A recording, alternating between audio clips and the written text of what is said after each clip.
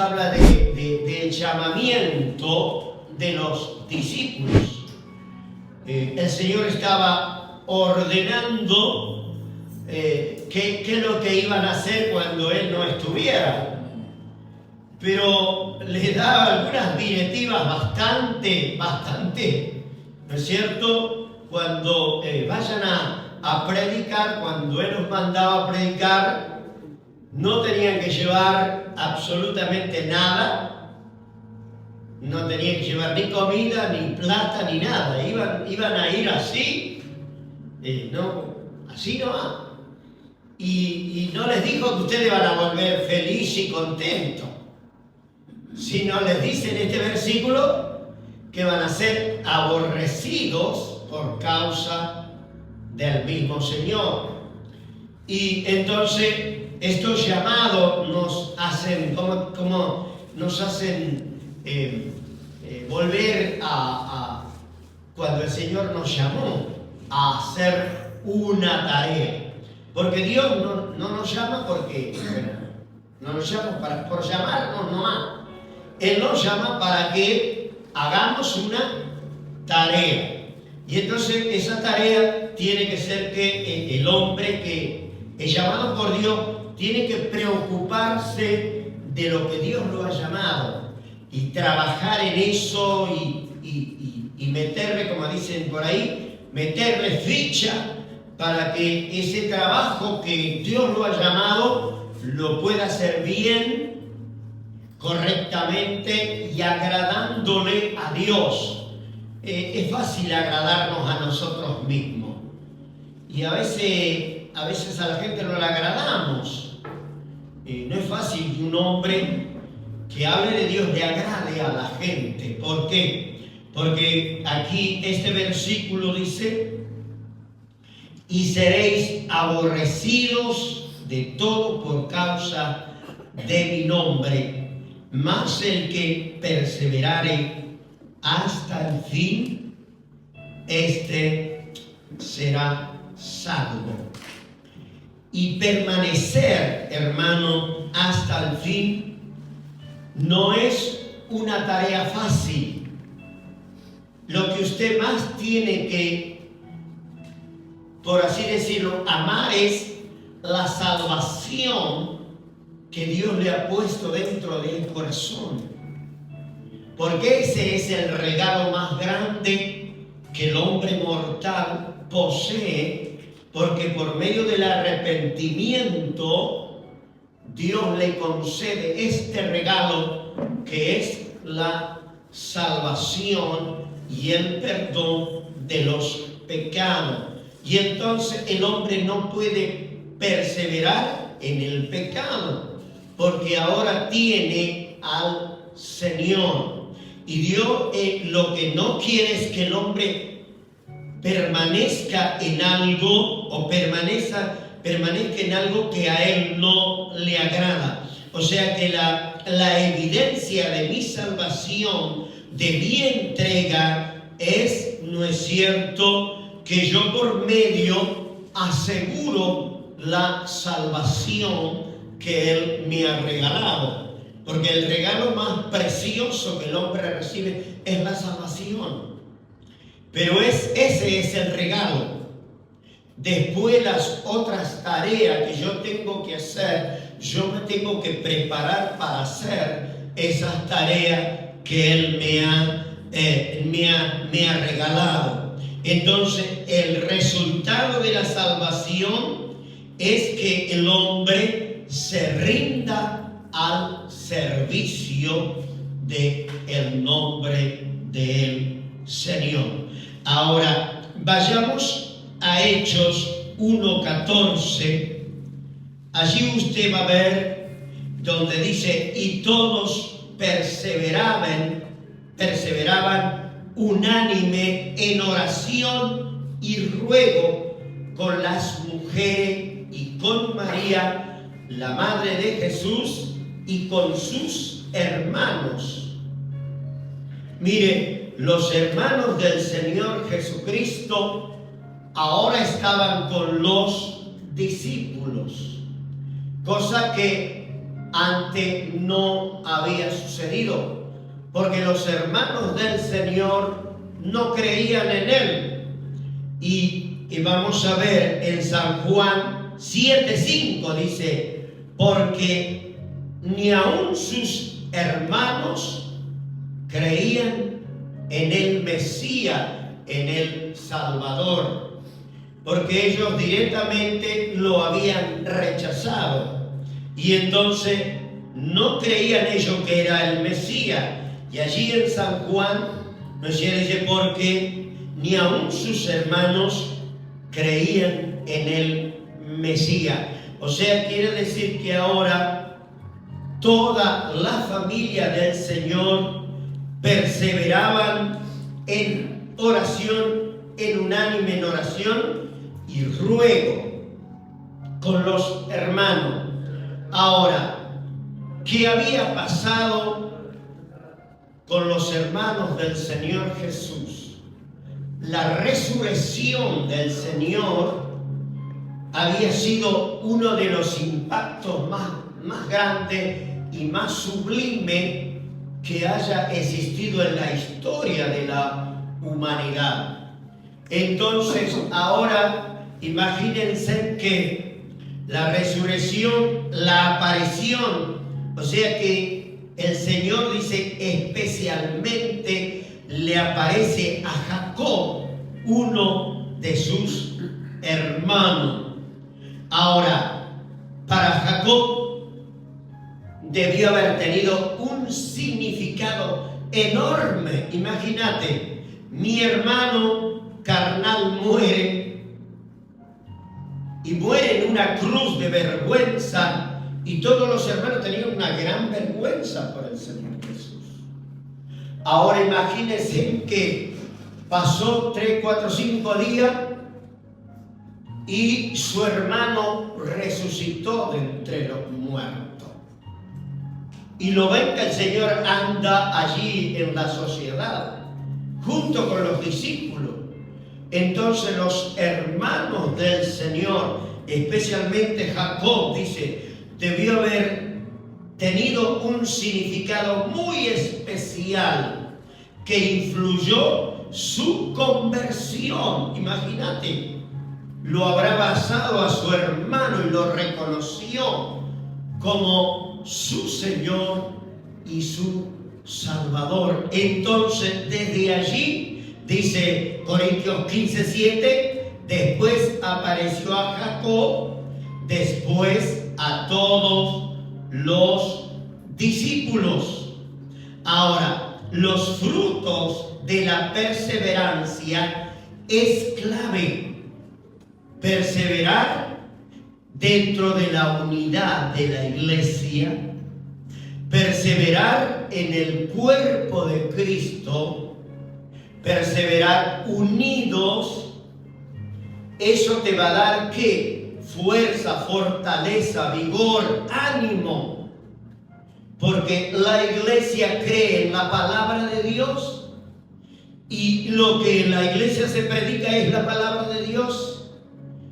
Y la palabra de Dios fue predicada a mí y a usted. Y usted creyó en el Señor y lo recibió como Señor y Salvador de su vida. Entonces usted tiene que comenzar, ¿no es cierto?, a ver los frutos que comenzó a dar su propia vida. Entonces los frutos de la perseverancia es muy importante, es clave. Ahora bien, hay personas que no le interesa la perseverancia, le da lo mismo una cosa que otra. Y usted va a leer en Romanos que algunos dicen que perseveran en el pecado. Están siempre, supongamos, todos los hombres que hemos sido llamados, antes de conocer al Señor teníamos muchos vicios. Cigarrillo, mentira, engaño, fraude. Bueno, usted sabe lo que usted era antes de conocer a Cristo. Y yo sé lo que yo era antes de conocer. Entonces no había frutos de esperanza, sino eran cosas que no nos hacían bien a la vida, y entonces nuestra vida no estaba conforme a la palabra de Dios. Ahora, qué bueno es, hermano, que cuando uno llega al camino del Señor, y entonces, ¿qué es lo que uno ve? Empieza a ver cuando llega al camino del Señor, empieza a ver obstáculos, empieza a ver excusa. Yo me excusé tantas veces, innumerables de veces. Yo recuerdo a Daniel, por ejemplo, él me iba a buscar, ¿no? Y me golpeaba la puerta. Y yo siempre le decía a mi mamá, decile que yo no estoy, que no estoy. Él me venía a buscar, pero iba a la iglesia. Y entonces golpeaba la puerta y él me decía, negro, yo sé que vos estás aquí. Así que el tipo insistía, persistente. Me golpeaba la puerta Daniel y dice, no me voy a ir de aquí hasta que vos salgas. Y decía, no, ¿qué voy a hacer con esto? Me buscaba lo que es esa persistencia, ¿no? Y yo creo que Dios también es muy persistente a nosotros, y esa fuerza que está dentro, porque el Espíritu de Dios está dentro de nosotros. Y ese Espíritu es tan fuerte que no te va a dejar. Así que le tenía que abrir la puerta. Y Daniel entraba, tomaba un mate. Mire, era en el año 73, 74, imagina. Era el único muchacho, él trabajaba en la Ford y tenía un Peugeot 404 patito impecable. Yo salía en eso, y en un Ford Sprint salía, porque tenía dos, y tenía otro hermano, y yo salía en eso. Y yo no quería salir, y estaba tan metido, ¿no es cierto?, tanta excusa que le poníamos a Dios. Y bueno, y Dios trabajó tanto, hermano, lo que es, dice, ser perseverante. Ahora, dice que nosotros cuando somos perseverantes tenemos que saber que hay oposición. Hay una gran oposición cuando nosotros queremos hacer las cosas para Dios. Hay una gran oposición. Y cuando nosotros queremos hacer algo para Dios, yo veía el día de ayer, esa tarde, ese sol tan hermoso que salió, y digo, sí, realmente, ¿no es cierto? Ya el día de la que empezó tanta tormenta y que va a sexto, y bueno, no pudimos venir a la oración. Y bueno, le digo a Leti, ayer vamos a orar toda la tarde, vamos a recompensar todo ese tiempo que se... Ahora bien, hay tropiezo, pero dice que nosotros tenemos un peldaño y una escalera en la vida. Uno tiene que subir la escalera, ¿no es cierto? Uno puede subir. Ahora, para crecer y ser útil donde nosotros vivimos, necesitamos subirnos a esa escalera de la fe. Porque fíjense que aquí dice, y seréis aborrecidos de todo por causa de mí, no más el que perseverare hasta el fin, este sería salvo. Necesitamos perseverar en esta familia, perseverar entre hermanos, ayudándonos, visitándonos, animándonos, llamándonos por teléfono, en fin, todo lo que podamos tener a mano. Entonces tenemos que perseverar. ¿Para qué? Para que de esa manera ¿no es cierto? Porque nosotros tenemos que decir, ¿qué persona pretendo ser? Yo tengo que pretender ser alguien en la vida, tengo que pretender ser alguien. Tengo que pretender, tengo que querer ser alguien en la vida. Y en este camino no es para que nosotros retrocedamos, sino para que avancemos. Y a veces sin darnos cuenta, nosotros retrocedemos. Y entonces a veces vienen ciertos problemas en nuestras vidas y que decimos, Señor, ¿por qué o para qué? Pero uno tiene que saber, ¿no es cierto?, que uno tiene que persistir. Dice, persista hasta llegar al final. Ahora, perseverar es continuar creyendo en la palabra de Dios. Aunque viste que las adversidades, los dolores, los problemas te gritan en la cara. Uno tiene esas situaciones que no se resuelven. Y uno lo primero que le pregunta a Dios, ¿y hasta cuándo, Señor? ¿Y por qué no se me resuelven esta situación, estas adversidades? ¿Por qué no se me resuelven? Gloria a Dios. Dice, ahora, todo parece gritarte en la cara, que las probabilidades son escasas. Pero dice que es cuestión, yo me tengo que levantar. Gloria a Dios. Me tengo que levantar y enfrentar aquellas adversidades que hay en la vida.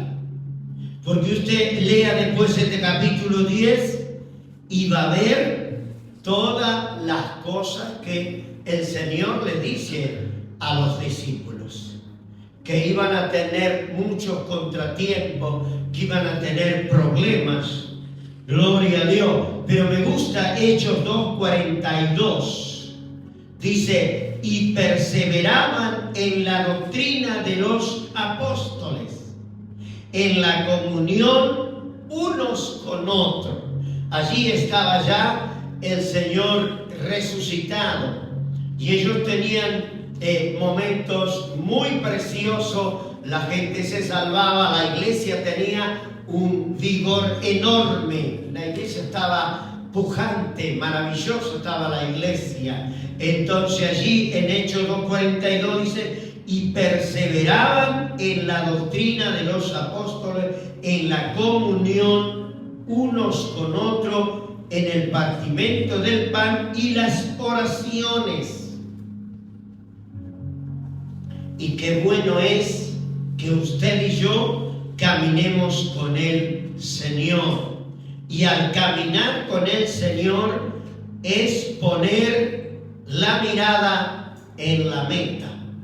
Gloria a Dios. Qué bueno es que el hombre en la vida pueda enfocarse, ¿no es cierto?, en una meta, porque cuando uno se enfoca en eso, tiene que llegar a la victoria. Porque el Señor nunca fue derrotado.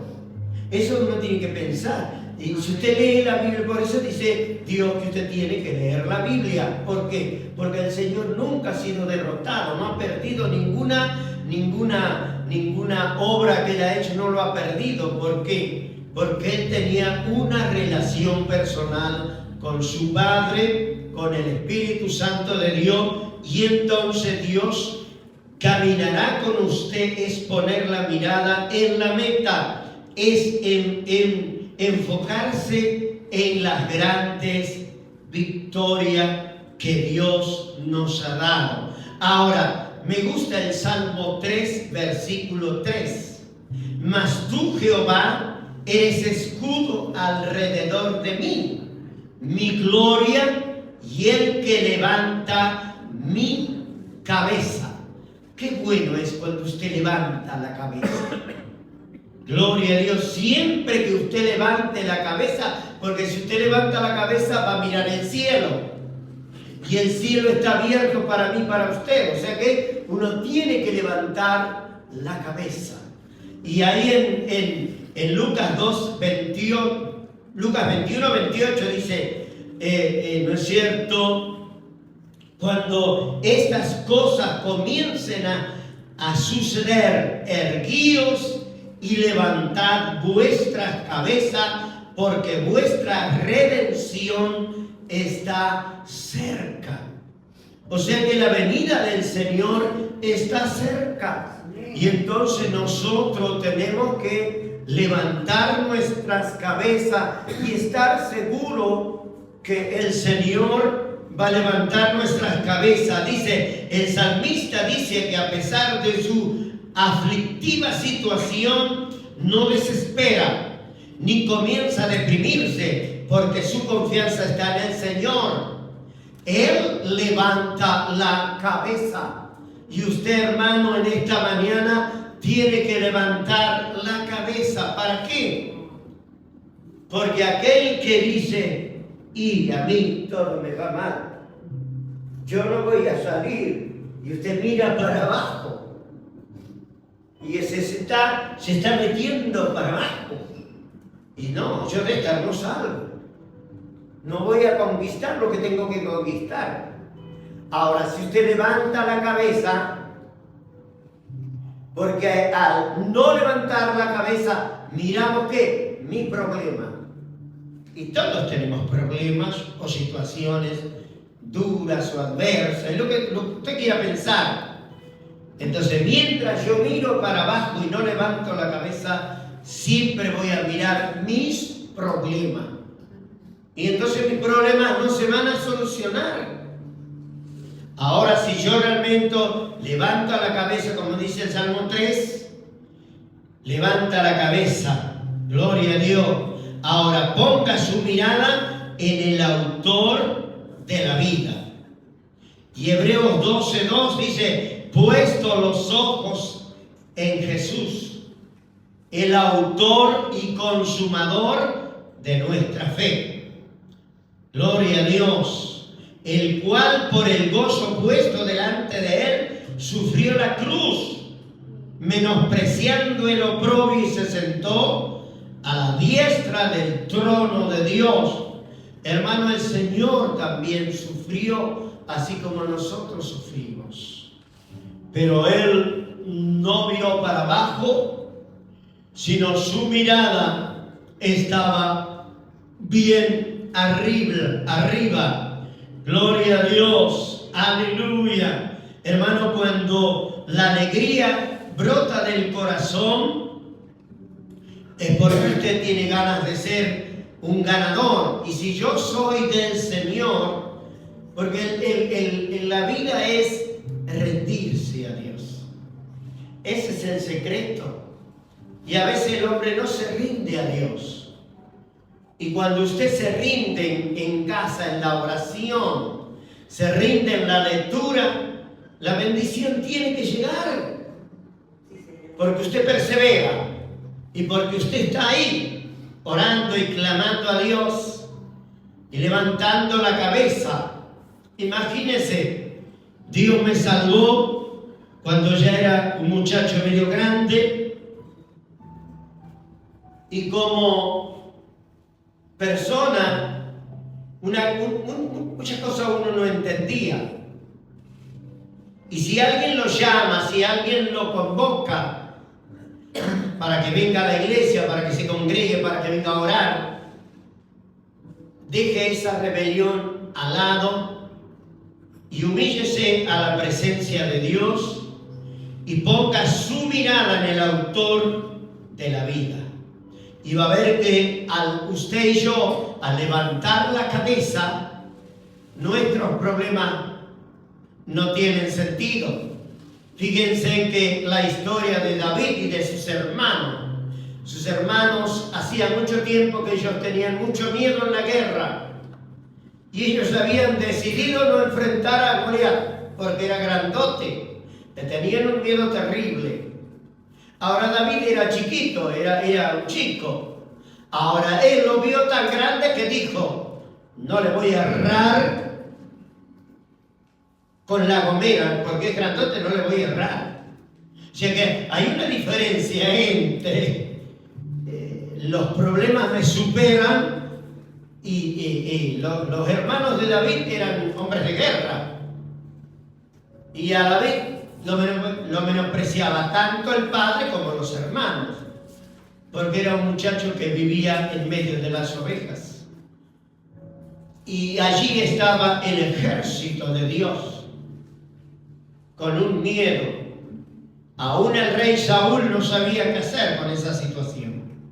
Y a veces nos pasa, a todos, hermanos, que vemos el problema tan grande, tan gigante, que no nos animamos a creer y derrotar a aquellas adversidades.